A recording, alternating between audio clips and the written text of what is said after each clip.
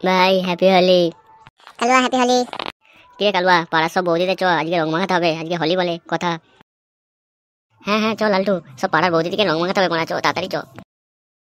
হ্যাঁ হ্যাঁ চ, আগে টুম্পা বৌদিকেই লাগাতে হবে।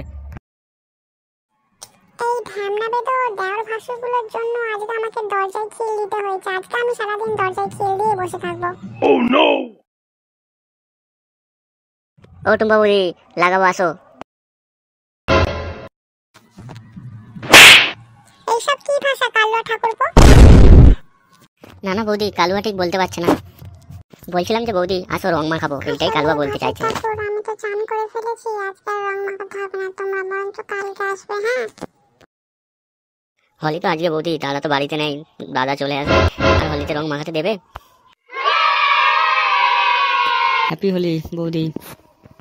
সর বৌদিকে আমি তো একটু রং মাখাবো, তুই সব রং মাখিয়ে দিলে আমি কোথায় মাখাবো।